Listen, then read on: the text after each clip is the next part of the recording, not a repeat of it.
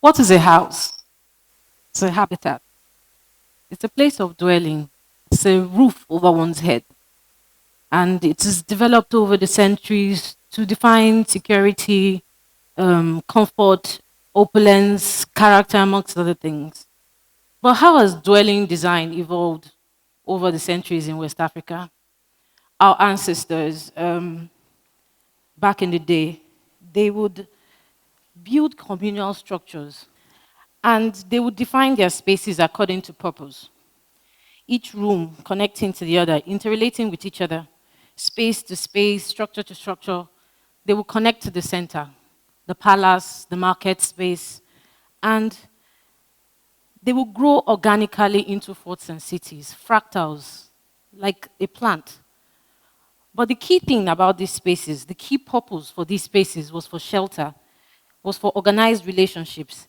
The head of the house will have the biggest hut, and the wife and the children, they will live in the smaller houses, just depending on the economical status of the family.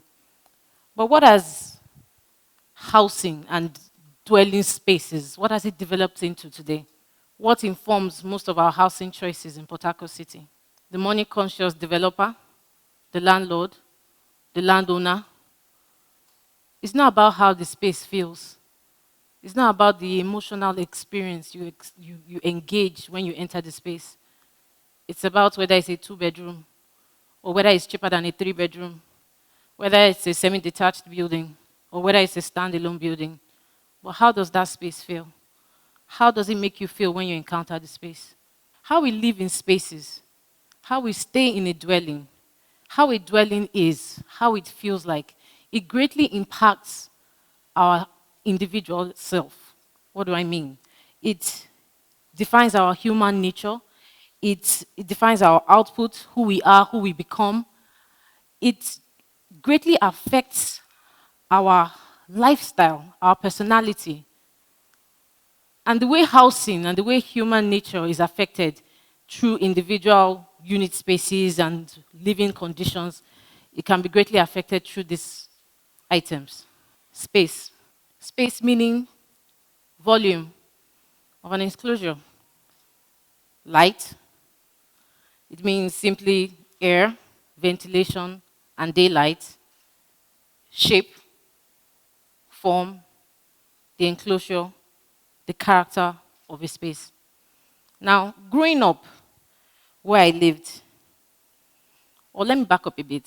As architects, we are trained to design the space that we live in to the human form, to the human unit.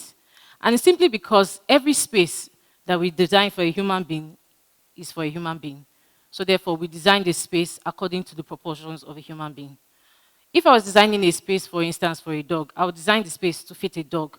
But if I'm designing the space to fit a human being, I have to design the space according to the dimensions of a human being. Take, for instance, a chair or a table, a workstation. If you are to be seated comfortably at a workstation, the height of the workstation has to be the same height, just a little bit higher than the distance between your foot perpendicular to the ground and your knee. Same thing for a seat that you use at that same workstation. It should be thought that your leg will be 90 degrees to the floor, and so also would be the lower part of your calf. Every item and everything in its space must be designed by the human unit. And it is just like I said, simply because it's for a human being. I encounter some spaces and I actually wonder if they were designed for human beings. It's very important. Growing up, I was fortunate in the first decade of my life to have lived in a well-designed multi-story civil service apartment block. We lived on the 6th floor, yeah, in a very large community of people, and we had shared interests. There was simple play, fun, adventure. We moved to our own home, and it was in Ajegunle. And for those of you who are familiar with Ajegunle City, it's a very far cry from Yaba. But how was I able to come out of Ajegunle unscarred? I lived in Ajegunle for over 15 years. It was because of some key principles. Land use, for one. We had what we call standard setback. And what a setback is simply the distance between a building and its surrounding walls. And in our house in Ajegunle, it was just 3 meters. Bear in mind, I'm not talking about how a space looks like. I'm talking about how a space feels.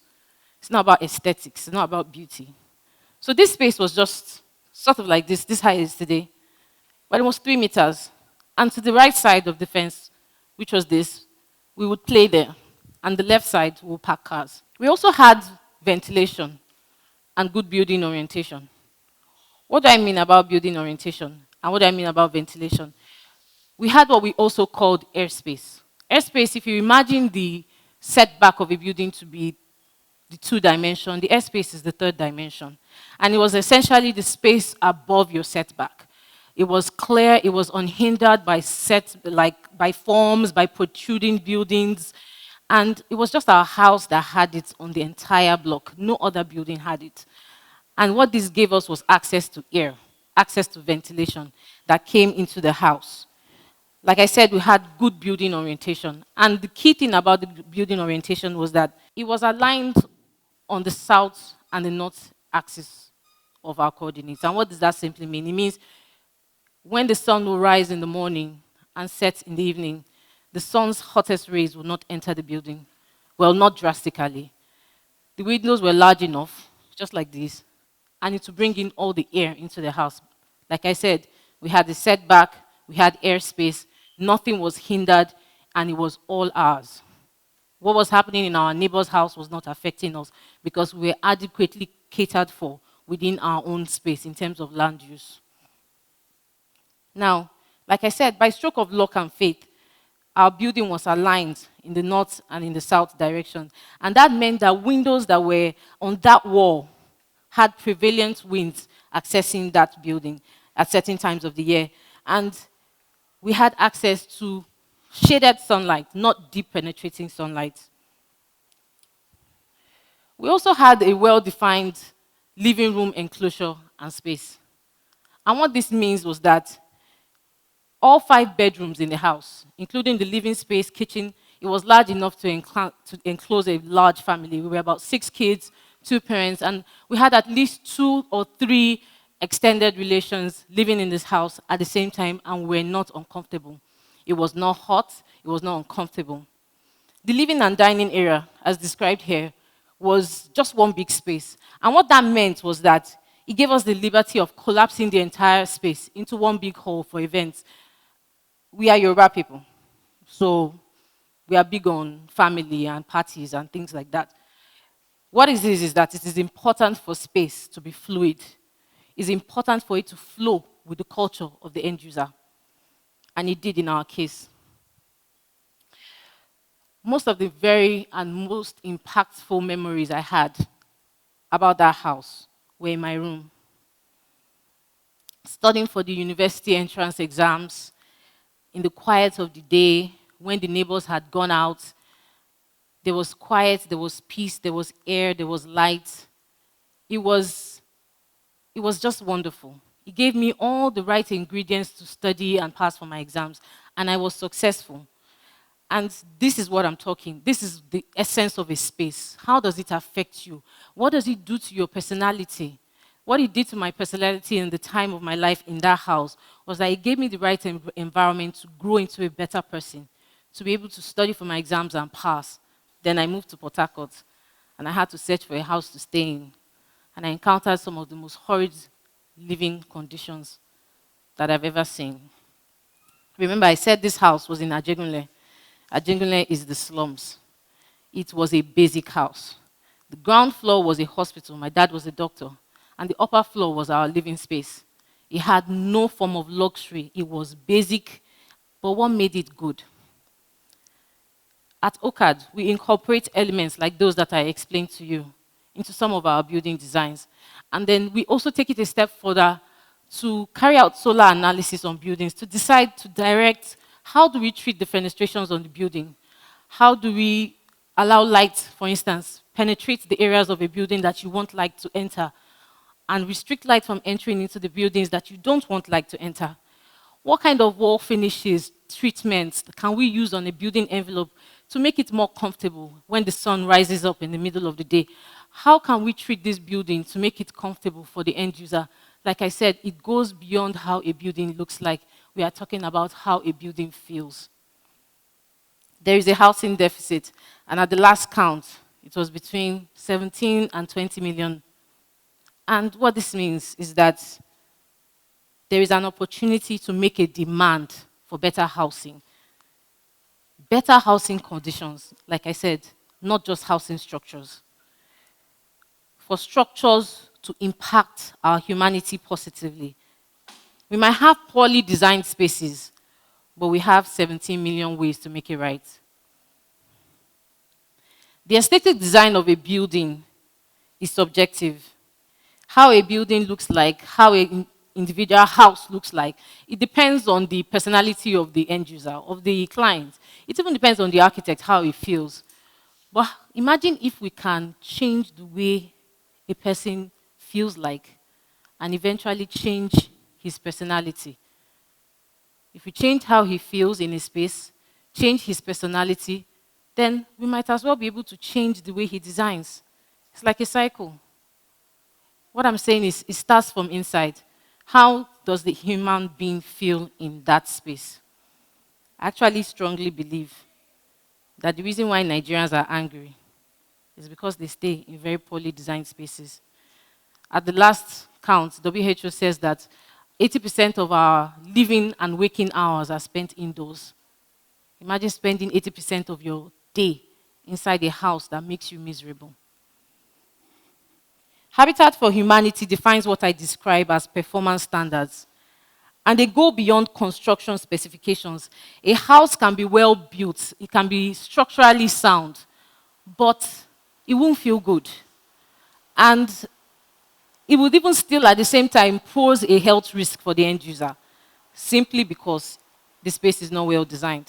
Sometimes you enter a space and the doors are located in certain areas where you have to cross the front of a television or wherever your vantage point is in that space to access the rest of the building. So your friends are in your house, you're sitting down watching TV. Are you supposed to be walking past you to get to the kitchen, walking past you to get to the living spaces, to the bedrooms? How is that going to make you feel?